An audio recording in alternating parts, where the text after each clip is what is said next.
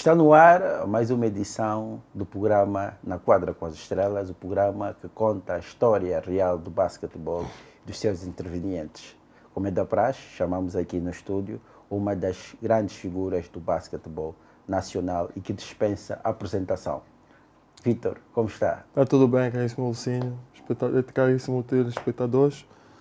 Mais uma vez agradeço o convite que me foi dispensado para estar aqui e dividir um bocadinho daquilo que foi minha contribuição nessa imensa casa que é o basquetebol. Nós de facto é que agradecemos, Musad. Muito obrigado por também ter aceito o nosso convite. Para começar, quem é Vítor Musad? Uma pessoa determinada, extremamente chata, persistente e um estudante da vida. Aprendo todos os dias e não tenho problemas em perguntar quem faz melhor do que eu, como é que ele faz, o seu caminho. É assim que eu, muito jovem, consegui subir os degraus de desportivos e aparecer já com os meus 19 anos na seleção de basquetebol sénior masculino. Diz-nos quando começou realmente esta paixão pelo basquetebol? Começou em 1990, foi na altura do reinado do Michael Jordan contra os Knicks, a aparição do Dikembe Mutombo e do Hakeem Olajuwon, enfim. Começou a nos fazer perceber um bocadinho que além do futebol tinha outras coisas. Já tinha uma certa altura, já tinha 1,80 e qualquer coisa e por natureza já tinha os braços extremamente longos. Comecei a me interessar ao basquetebol, na escalma. Na altura não tinha muito as coisas definidas, porque eu jogava ténis de mesa também. Okay. Eu lançava com a mão esquerda e a mão direita. Eu tinha que definir qual é o lado que ia usar para finalmente melhorar o meu lançamento. Mais ou menos isso. E essa caminhada foi de altos e baixos. Eu acho que já contei um bocadinho disto, que comecei a treinar no ASA. Fiz um mês. E o treinador adjunto, na altura, do coach Quintino, achou que eu não tinha talento para jogar basquete na equipa dele. Isso foi a análise dele, eu respeito. Só não podem aqui ser equivocados. Cada um tem que ser a sua análise daquilo que é o jogador perfeito para a sua equipa, não é? E eu fui dispensado na altura com o meu amigo, que depois tornou-se um modelo famoso, que é o Freddy Costa, não é? Ele optou por outras opções e eu continuei a jogar no bairro, no Casquelo, onde eu vivia. E eu fiz amizade na tabela do fim de semana que jogávamos no Casquelo com um amigo meu, que chama-se Anastácio. Levou-me para o 1º Agosto, onde ele jogava. E no espaço de quase 2 anos, comecei a jogar cadete, júnior e já sentava no banco dos séniores. E logo na segunda semana, o Vitorino Cunha foi-me ver no quintalão do 1º Agosto, que é hoje o campo Jean-Jacques, aquilo chamavam de Quilombo, porque nós íamos começar os treinos das 7 às 9, porque depois das 9 o sol era tão ardente que às vezes sangrava-me das narinas. E eu jogava com umas sapatilhas de chuva. Então tinha que sair dali e fazer gelo porque os tornozelos inchavam, enfim, é muito complicado. E tínhamos que fazer a caminhada para casa com quase metade da equipa, porque na altura faziam as rusgas. Então a ideia é, pronto, quanto mais pessoas estiver contigo, qualquer coisa, simplesmente não que sobra para contar o que aconteceu no caminho. Exatamente. Não tínhamos telefones e pronto.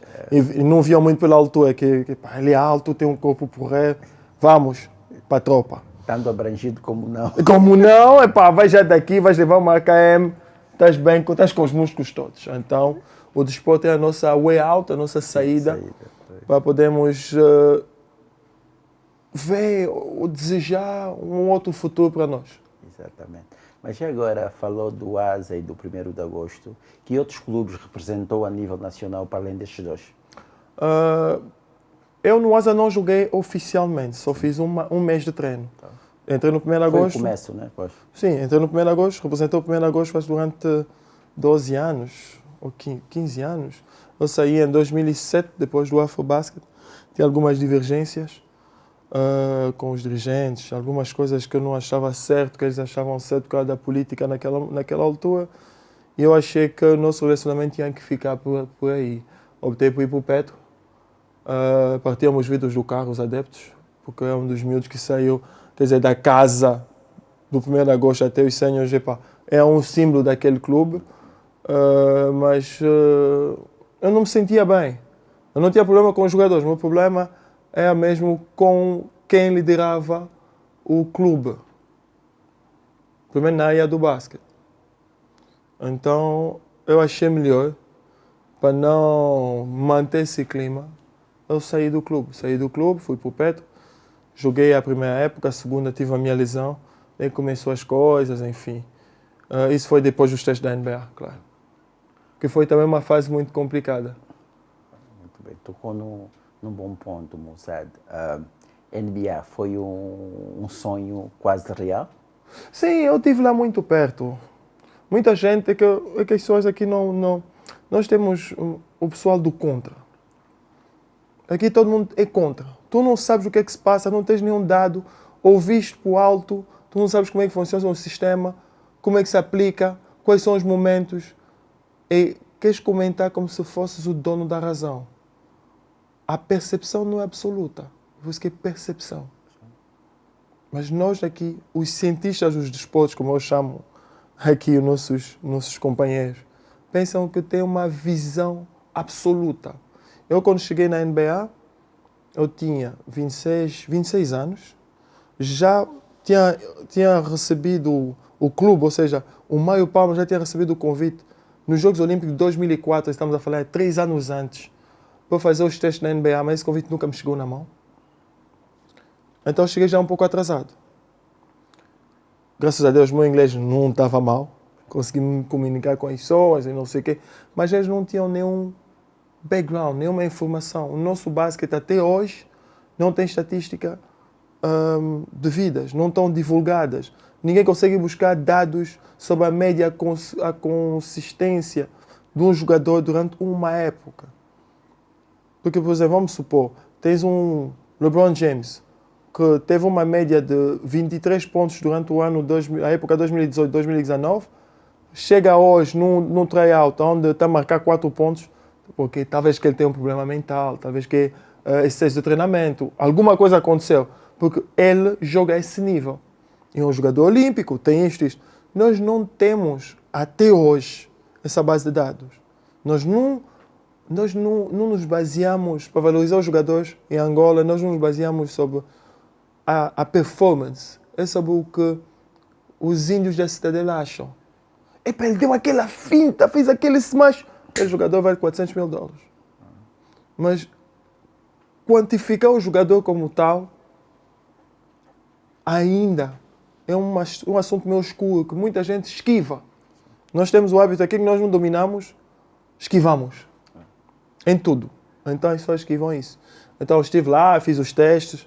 Uma pessoa que esteve tão mal, como as pessoas dizem que eu estive tão mal, mantém relações estreitas com o número 2 do Dallas Mavericks, com os treinadores e os scouts que estiveram lá durante os meus testes da NBA, que a qualquer momento eu ligo, eu vou para lá, eu fiz uns cursos da NBA, de GM em Scout, que eu sou um Scout internacional para uma empresa americana.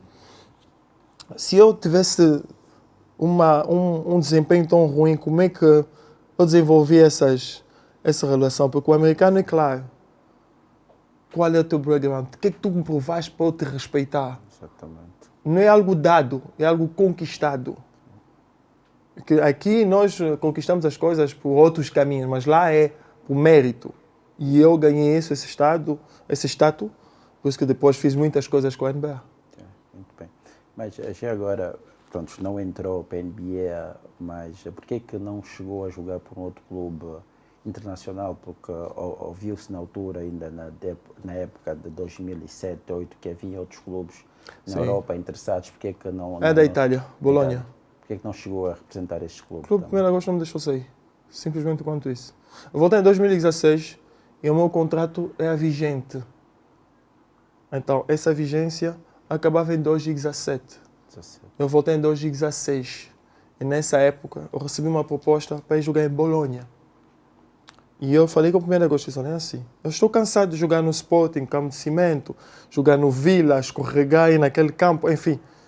Eu preciso de ver um outro basquete, descobrir outras coisas, porque a motivação de tanto ganhar... o 1º de agosto é uma super equipa.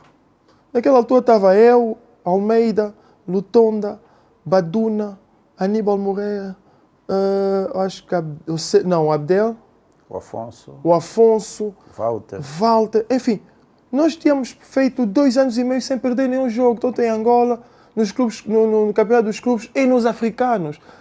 De tanto ganhar, tu perdes aquele desejo de... Acontece. Tirando o Kobe Bryant, que é super goleiro, e ele, enfim, a vontade de nunca passou, nunca chegou de passar. Mas eu tinha... ter outros desafios. Exatamente. Né? Cheguei num momento de saturação. O clube simplesmente não percebeu isso. Eu disse, não, deixa-me jogar em Bolonha, os playoffs acabam em maio, começam os playoffs aqui em Angola, como naquela altura tinha os americanos que vinham só para os playoffs. Eu vinha, como eu tenho mesmo vigência aqui do meu contrato, vinha, acabou o contrato aqui, na boa. Não, porque não, aí vai desaprender. Aí que são as tais coisas. Tu não vais evoluir se não perceberes que o teu basquetebol, em relação aos campeonatos verdadeiros, está no chão. A Europa, sim, os melhores.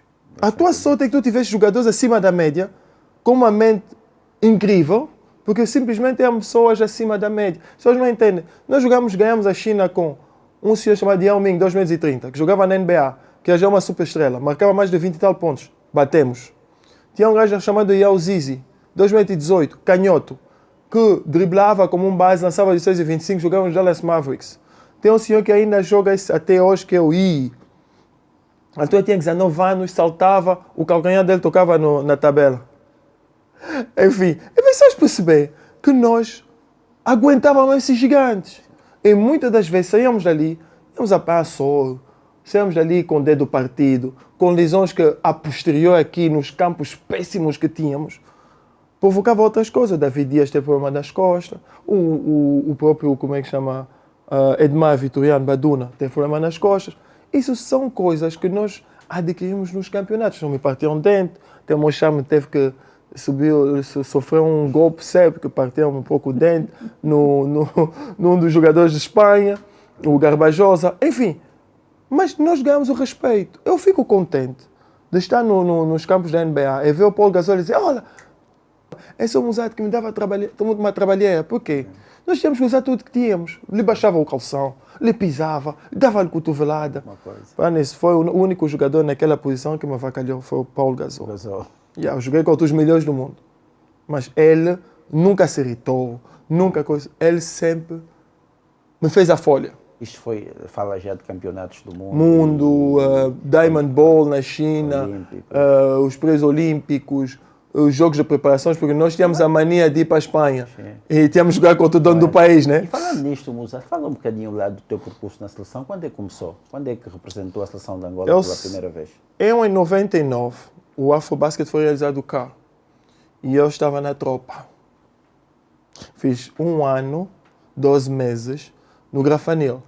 E eu fiz a minha tropa de sapatilhas, porque não tinha botas que me serviam. E agora, quanto é que calça? 50. 50. Então, mas foi um bom momento. Tornei-me mais homem. Eu enfrentei muitas dificuldades, emagreci, fiquei com 62 quilos. Enfim, foi complicado. Mas mentalmente, tornei-me um gigante de 150 quilos de músculo.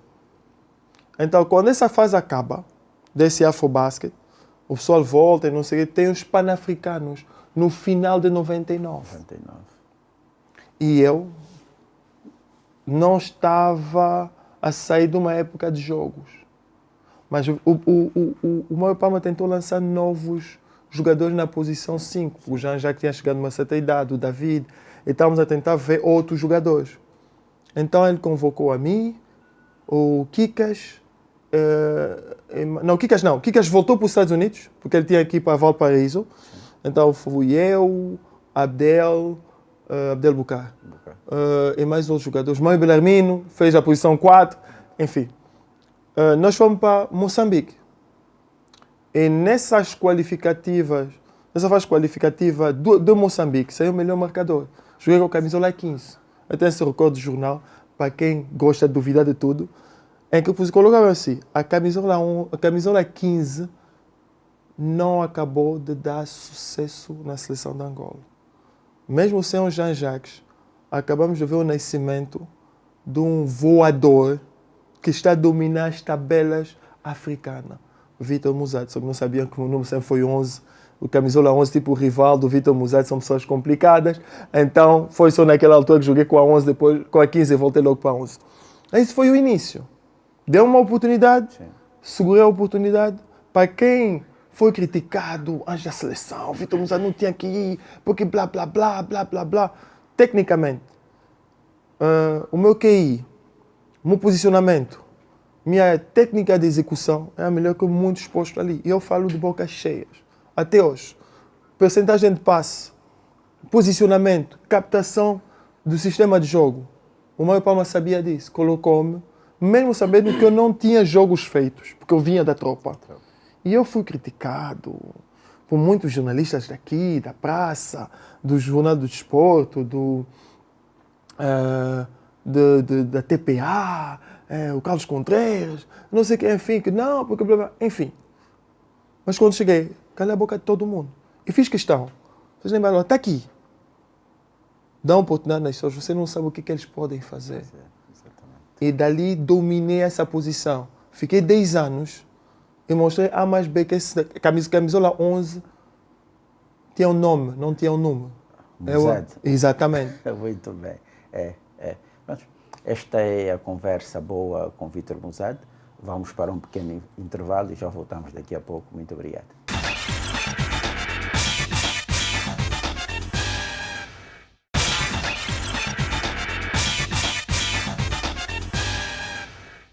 Ora viva, estamos de volta, é a segunda parte do nosso programa. Esta conversa aqui com Vitor Musade. Musade, estava a falar da sua integração na seleção, começou em 99, e a seguir isto foi aos Jogos de 2000... Em Sydney, Jogos Olímpicos. Jogos Olímpicos, isso foi em 2000, Sydney. Depois fui ao Afrobasket 2001, depois foi ao Mundial de 2002, Afrobasket 2003, tudo que eu estou a dizer, ganhei menos os Mundiais de Jogos Olímpicos. Exatamente. 2004, quer dizer, eu tenho 4 campeonatos africanos, tenho 32 campeonatos ganhos, tenho um título de MVP que foi dado na Tunísia. E minha homenagem foi feita no Senegal, simplesmente. Isso foi em que ano? Tunísia foi em 2000 e... Tunísia não, desculpa, Argélia. Foi nos Pan-Africanos da Argélia. E que homenagem foi esta feita na Argélia na altura? Na Argélia não, foi no Senegal. No Senegal, que homenagem? Eu fui convidado para fazer fui guest coach, como é que se chama? O treinador, skill coach convidado para o campo da NBA no Senegal. No Senegal. Isto foi em que ano? Estamos a falar em 2014, 2014, 2013. Como é que foi esta experiência? Foi bom. Eu cheguei, fiz o que tinha que fazer. No final, eles organizaram uma festa em que os patrocinadores, quando todos estavam ali, e a Federação Senegalesa disse assim: nós vos odiamos muito. Rezamos que partissem os pés, que muitos não fossem. Mas nos mostraram que às vezes não é a altura nem o tamanho que define a capacidade dos jogadores. E nós temos a oportunidade de ter um jogador como tu, que nos fez jogar muito nos campos, e não podíamos deixar você voltar para o teu país sem nós homenagear-te por aquilo que tu nos fizesses, como perder as finais, mas nos representar bem nos Mundiais Jogos Olímpicos. Então, eis aqui a nossa homenagem. E eles homenageamos com umas bolas de basquete, mais umas coisas. Eu estava com o Olomide Oyedeji, o capitão da Nigéria. Estava lá e não sei quanto. E ele, antes de eu passar, ele já estava a bater peito. Nós ganhamos o Afrobasket, foi o ano que eles ganharam o Afrobasket. Ganhamos o Afrobasket e vamos para os Jogos Olímpicos. Então, eu nem sabia que eu ia ser homenageado nesse dia. Então, eu quando passo assim, eu disse, a primeira coisa, porque o homem que me chamou, o MC, ele disse, e nós temos aqui um jogador de Angola, Vitor Musade. Eu peguei o amigo e disse, não, vou rectificar, ele não me apresentou bem. Tenho 2 campeonatos olímpicos, participação, tenho 2 participações nos mundiais, tenho 4 campeonatos africanos. Nunca perdi contra esse senhor, seja nos Pan-Africanos ou no Afrobasket, sempre dei porrada. E eu tenho isto, mais isso. Então, eu sou o Vitor Musade. E por causa disso, nós fizemos isso. Enfim, porque as pessoas pensam que o basquete é Senegal e Nigéria. Não, é mentira. Eu tinha que pôr uma posição, defender a bandeira. Isso é que eu fiz, posicionei-me, eu disse, não, Bem isto nós feito, fizemos com bem feito. feitos. E olha, nós nos chamamos aqui para discutir, ela temos homenagear, aquilo foi muito simpático, tem aquilo em fotos, e foi muito bom, porque depois eu fiz um projeto, o meu Twi on Twi que eu faço, eu fiz o projeto e eu levei para o Senegal. Eu dei a formação, como eu fiz aqui com os membros da federação, quando eu trouxe o conceito do Twi on Twi, que diziam que era maluco, não queria ir em nenhum sítio, hoje já parece que é uma coisa de pessoas sensatas, né? Eu levei para o Senegal, dei o arranque daquilo no Senegal, dei a formação à federação, aos promotores que estavam lá, expliquei o porquê que tem que avançar com isso. Fizemos 8 semanas com a Gate Foundation e o UK de Senegal. E foi uma coisa fantástica, reunimos 10 mil pessoas. Isso é interessante. O apoio, claro, foi bom. Nós da equipa temos apoios, é uma luta, né? Mas já agora, até vai falar um pouco sobre essa tua experiência como jogador vindo jogar. Diga-nos qual era o movimento característico de Vítor Bouzada, que na altura, quando tivesse de era ponto para a equipa do Bouzada e para a seleção nacional. E sei, pronto, já é uma particularidade, sei que lançava com as duas mãos, não tinha essa... Tinha essa vertente. Não, eu fui durante muito tempo caracterizado como um homem do smash. Se estava com posição, porque eu tinha aquele jeito de ter uma mão extremamente grande, então colocava a bola aqui e conseguia com essa mão bloquear, segurar o homem e smashar.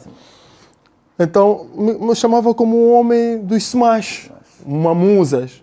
Depois, com os anos eu desenvolvi outro tipo de característica, como o fadeaway que ficou famoso com o whisky, que chamava um pé. Comigo todos os meus players chamavam um pé! Aquilo eu pegava a bola, acho que na final de 2007 tem isso no YouTube. Eu pegava na bola, dava um bump com o ombro, criava uma separação, e saltava só com um pé e lançava. Como eu tinha que lançar e ganhar um certo arco na bola, até a bola cair eu já estava a festejar. Só aquela confiança, né? Então eu chamava um pé. Esse é um movimento que eu não deixava de fazer durante o jogo todo. Havia um momento que eu, para atingir a mente do meu defensor, eu tinha que abusar. Ele disse, agora vou te fatigar, vou te fazer uma coisa. Primeiro ele dizia, estou cansado. Sabes o que? Estou cansado. Bola vinha. Não conseguia. Já está. Dizia, viste? E fazia tanto lançamento de meia distância também. Sim, dos 6,25. E eu não me canso de dizer, eu ganhei o Miguel Lutonda no concurso de lançamento dos 3 pontos em 2007, na Cidadela cheia, todo mundo viu, eu não tinha dúvidas. Eu bati o gajo, eu levei minha primeira taça do concurso dos 6,25. Naquele ano também, estava para ganhar o concurso de Smash, mas infelizmente o júri não foi a meu favor. Mesmo se depois do meu Smash os espectadores pularam para o campo para me levantar, mas não foi suficiente. Se a ideia é a vibração... Quem ganhou nessa altura? Agora, quem ganhou? Nesse concurso de Smash, quem ganhou? Foi o Lutonda. Já não me lembro quem ganhou. Sem saudade deste tempo? Sim, os desafios, as bocas, as cotoveladas, sim, aquela... Eu vi que estava sempre a tocar na bola, se calhar dá-lhe muita saudade quando vê uma bola de basquetebol, não é? Sim, eu de vez em quando organizo joguinhos. Vamos lá, então é um desafio. Vamos lá então, se calhar, experimentar esse teu majestoso... Estás preparado? Vamos lá, vamos para a quadra? Eu não levo nada à brincadeira, é pessoal. Então vamos lá então, nesse grande desafio. Vamos embora? Toca!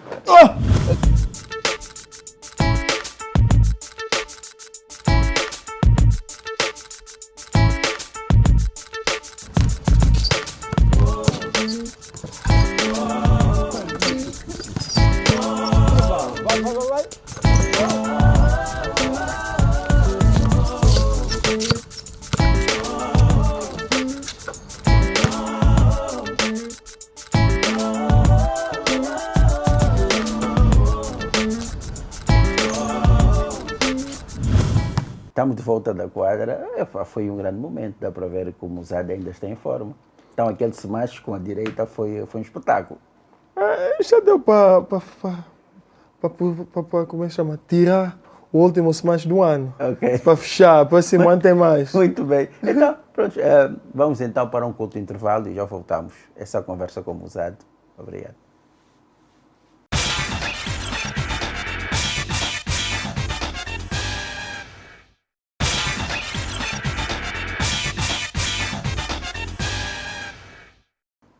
Estamos de volta, é a terceira e última parte do nosso programa, é aqui esta conversa agradável com Vítor Musade. Musade, estamos a falar sobre os clubes que passou, o Petro, 1º de agosto.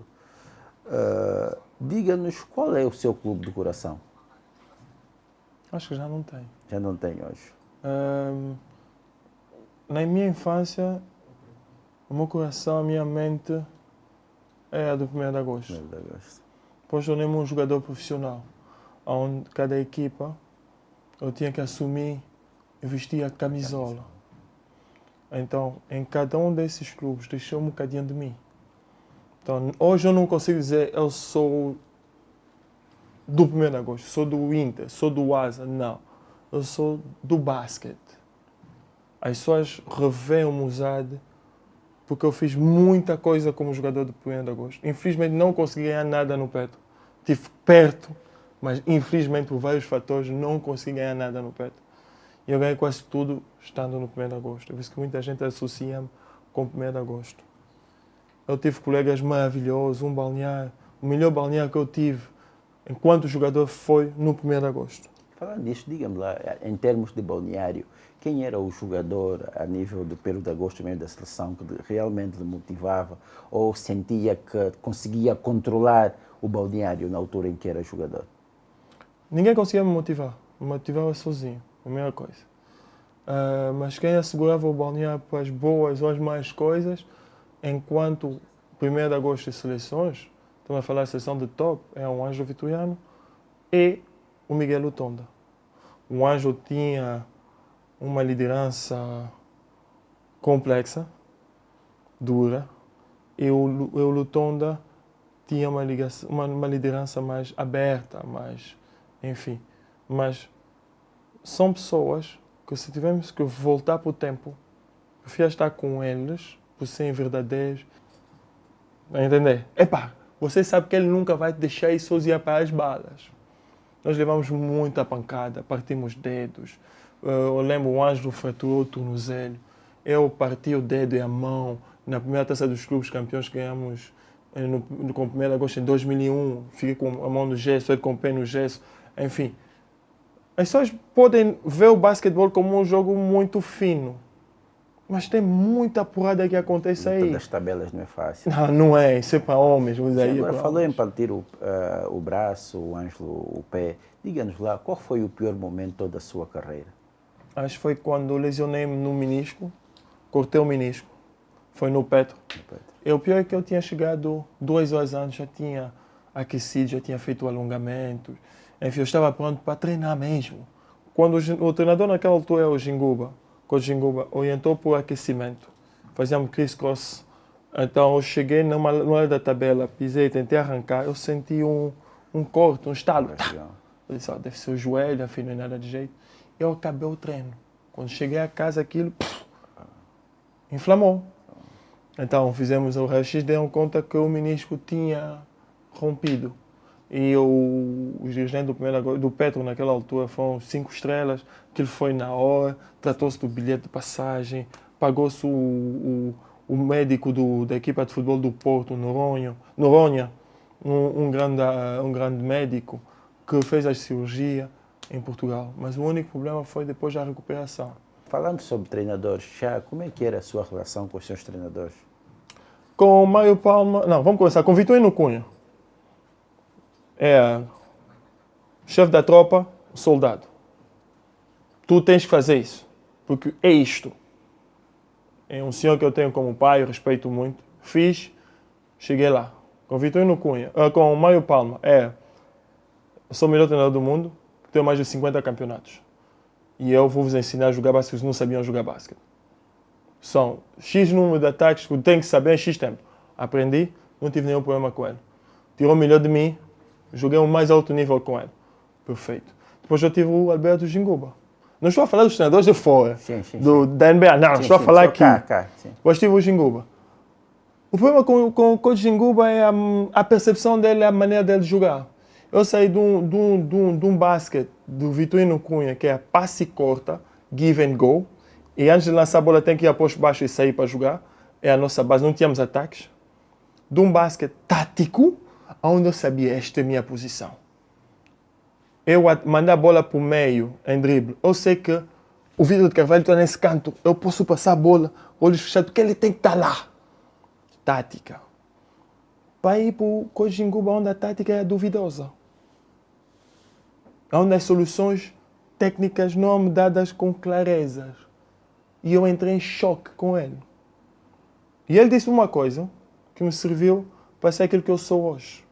Eu agradeço todos os problemas que tivemos, os choques, enfim, as discussões, porque foram momentos muito difíceis. Ele disse uma coisa. De todos os jogadores que eu vi aqui em Angola, tu és o único que tem 5 estrelas. Tu consegues fazer tudo o que tu queres quando tu estás bem disposto. Então, revê as tuas motivações, que tu consegues fazer tudo o que tu queres. Essa palavra ficou comigo. Eu tornei aquilo que eu sou hoje, promotor desportivo, sou skill coach, sou scout, eu sou o único scout angolano certificado por estudo de 8 meses com um trabalho feito e com uma das maiores notas a nível desse curso, que eu fiz o scouting do San Antonio Spurs, e a minha orientação naquele ano fez em que eles ganhassem o campeonato. Muito bom. E eu usei isso, eu disse, ok, realmente eu tenho o quê? Começava a ler 2 livros em 2 dias. Eu enchi-me de conhecimentos, e quando chegou o momento, eu disse, eu estou farto de ser mandado. Agora, eu vou fazer o meu basquete. Fazer algo diferente. Exatamente, vou fazer o meu basquete. Falando no teu basquete, falando no seu basquete, Vítor, qual era o jogador que mais te deu trabalho em termos defensivo e ofensivo? Eu já falei. Em termos ofensivos, quer dizer, eu na defesa, ele atacar, né? Ofensivo, Paulo Gasol. Foi um dos jogadores que eu nunca consegui dominar. Nunca. Aqui no campeonato no nosso, ninguém. Ninguém? Ninguém. Em termos defensivos, não havia ninguém que ele... Ninguém. Na época que jogou, não havia ninguém no Petro. Ninguém, porque aquilo é muito simples. Eu fui para o 1º de agosto. O 1º de agosto, a única solução que teve para poder impedir eu chegar nos 20 pontos era jogar 3 ou 4 contra 1. A bola chegava a mim, todo mundo ajudava no mosaico. Porque simplesmente não tinham capacidade para me defender. Isso, ninguém pode estar aí a mentir, falar muita coisa. Não, é simples. Um jogador que não vale nada não é defendido 3 ou 4 contra 1. Se tu tens a capacidade, one-on-one. Até hoje eu pego one-on-one. Boa performance. E já agora, Teve que nos está a falar sobre esse one-on-one. Diga-nos qual foi o melhor momento da sua carreira? 2007. 2007. Eu ganhei tudo. Eu vi de uma depressão nervosa, porque o 1º de agosto não me deixou ir para Bolonha. Eu estava desmotivado de jogar nesses campos, e ter a impressão que o mundo do basquetebol estava contra mim, porque eu tinha testado na NBA e só os privilegiados deles é que podiam. E eu não era o filho querido da casa, eu não podia, né? Ir na casa dos brinquedos. Então, contra todos, eu fiz a melhor época possível. Não joguei o ano todo. Fui aos Pan-Africanos, saí MVP. Mesmo aqui, quando eu tive as médias de 23 pontos por jogo e não sei o quê, não me foi dado. Tem um amigo deles, eu digo mesmo boca cheia. Nos Pan-Africanos fui melhor jogador.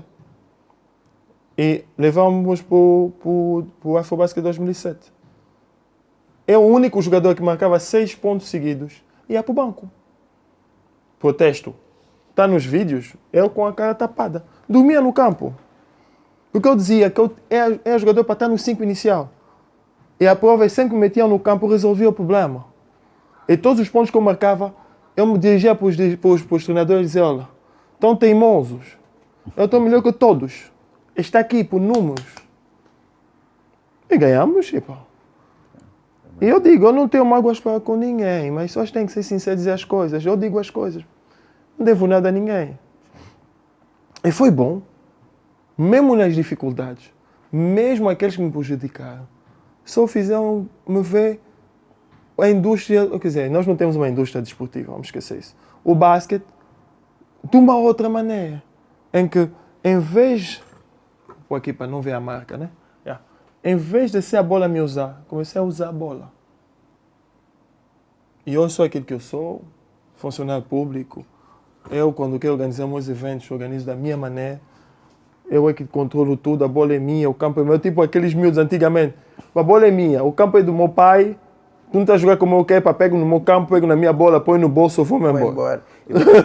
Falando nisso, vamos ver o que é que alguém tem a falar sobre ti desse tipo. Fomos à procura de alguém que conhece o Musad. Eu preferiu aqui algumas palavras sobre si. Vamos ver a VT Musad. Eu conheci Vítor Musad na época do basquetebol. Éramos adversários de basquete. Ele no 1º de agosto e eu no Petro Atlético de Luanda. Na época de 90, 91. Na época éramos juvenis, júnior e éramos adversários. Nas épocas dos torneios de fim de anos, era uma maravilha conhecer aquele homem que hoje tenho como o único, o aldeiro, amigo, companheiro. Vítor Musad é um homem do basquetebol que merece muito reconhecimento, deu muito pelo país e já fez muito pelo nosso país, pelo nosso desporto. E, sem palavras pelo Vítor Musad, porque foi uma pessoa que nós soubemos o quanto ele foi muito, muito produtivo pela nossa seleção, mesmo pelo 1º de agosto. Era uma pessoa com muita energia, um poder de elasticidade fora de série, um smash fora de série, que emocionava nós todos, aí aquele camisola 11 do 1º de agosto e da nossa seleção de Angola. Então esse abraço que eu dou a ti, meu irmão, meu compadre Vítor Musad, tudo de bom para ti. Gica Gaspar, grande companheiro, compadre, irmão do Toy Gaspar, do hockey, o Lutonda do hockey, como chamavam. Tivemos muitas histórias lindas, muitas aventuras e saídas da noite, corrida. Realmente nessas do torneio final, porque é uma coisa meio caricata, eu joguei quase 15 anos. E agora, já falando disto, o Musad jogou durante 15 anos, parou de jogar há 4, 5 anos. Não, 6, 7 anos. 7 anos. 7 anos, mais ou menos. Na sua perspectiva, o que é que mudou? Qual é a sua visão do o estado do nosso basquete hoje? Exatamente, basquetebol praticado atualmente em Angola. O basquete evoluiu. Dos anos 81, acho que foi o primeiro campeonato de júniores que nós ganhamos. 80, né? 80, com o Gustavo, enfim. Não, José Carlos Guimarães, em 80, José Carlos Guimarães. 79, 80, né? Sim, foi 80, quando na cidadela foi 80. Exato, em 80. Houve uma evolução significativa até 92, em que em Barcelona fizemos o que fizemos. Houve uma mini quebra. Por que aconteceu? O jogador angolano era limitado. Só podia jogar em give and go, passe e corta. Era caracterizado como um jogador que não tinha cultura tática para implementar os esquemas de defesa e de ataque. Aí chega o Mário Palma, contra a pedra e o cientista do nosso desporto. Ele implementou os ataques. Que em 99, eu acho que as pessoas lembram, o ataque do Luton é o punho, todos os miúdos agora andavam na rua assim, punho, não sei o quê. Enfim, nós mudamos a nossa tática porque nós não temos estatura, capacidade, disponibilidade física. As outras equipas eram melhor que nós. A Nigéria sempre 2,10 m, a saltar até não sei aonde. Fisicamente é melhor do que nós, mas nós éramos mais disciplinados. Depois houve essa recuperação daquilo que estávamos a começar a perder. De 99 até 2007, nós fomos uma seleção que chegávamos no hotel, onde as outras equipas só não desistiam já ali porque, enfim, o fulano veio. O Vitor de Carvalho está usado, o Almeida está aí. Mas vocês não estão cansados de ganhar ataque. Os jogadores ficavam cansados. Nós já estávamos, em termos de execução, tínhamos uma qualidade. Nós fomos em Moçambique e depois, acho que no Quênia, Zâmbia, acho que uma coisa assim, Namíbia. Os meninos nos viam como jogadores da NBA. E nós não soubemos, o nosso dirigente não soubemos aproveitar desse momento para nos imortalizar. Nós éramos a mesquita do basquetebol africano. Todo mundo queria saber, mas como é? Esses gajos não soubemos aproveitar esse momento. Podemos fazer isso, mas as pessoas têm que perceber que o que o Alcino está a fazer está a ajudar para o basquetebol. É uma pedra que estás a colocar dentro dos alicerces da edificação da casa do basquetebol. Eu estou a fazer o meu triunfo, estou a promover os jogadores, eu estou a contribuir. O basquete não tem dono. Tem reguladores que não podem sobrepor o seu benefício privado em prol da modalidade. O que vai acontecer? Quem tiver mais estrutura mental e iniciativa, vai fazer no vizinho. Nós temos que evoluir. E se nós não evoluirmos, a indústria do basquete ou do desporto vai morrer. E nós já estamos na queda. Ok. Pois é verdade. Esse é o basquetebol. Infelizmente é a situação atual do basquetebol. Bouzade, Whisky? o programa Na Quadra com as Estrelas, por tudo que o Bouzade fez pelo basquetebol, nós fazemos essa singela homenagem. Muito Um obrigado. galardão de mérito para o Bouzade, agradecer o que fez. Uau! Todos nós vibrar na Cidadela como jogador do Petro, do 1º de agosto e da seleção angolana. Muito obrigado por tudo que fez, Bouzade. Obrigado. É dos poucos troféus que recebi a nível nacional. Quase todos consegui fora. Vai ficar aí na minha cabeça. Assim, quando eu acordar de manhã, consegui ver aqui no espelho as rugas. E nem tudo, Bouzade. Tem aqui também um brinde do nosso programa. Nice. Obrigado. Então, de parabéns. Eu acho que essa iniciativa na quadra com as estrelas tem tudo para andar. Tem muita coisa para se contar sobre o basquetebol, sobre os feitos, sobre as viagens, sobre os acontecimentos. É uma bela iniciativa. Continua assim, daquilo que é o pouco que eu posso contribuir como inputs. Podem invocar o meu nome, porque eu não gosto de ser chamado, gosto de ser invocado. Se vem com mais profundidade. Então, estou aqui e, mais uma vez, obrigado pela homenagem, obrigado pelo convite e por essa mensagem do Gica Gaspar, meu compadre, dos momentos bons e difíceis. Hoje, agora, é um homem de sucesso também e eu fico contente. Eu sei que, pelo menos, se é onde bater a porta quando eu precisar de dinheiro. Mais uma vez, obrigado. Nós é que agradecemos, Bouzade, por ter, de facto, ter vindo ao nosso programa. Muito obrigado por tudo. Chegamos aqui ao final da nossa conversa boa com Vítor Bouzade. Este é o fim do nosso programa e até a próxima. Muito obrigado.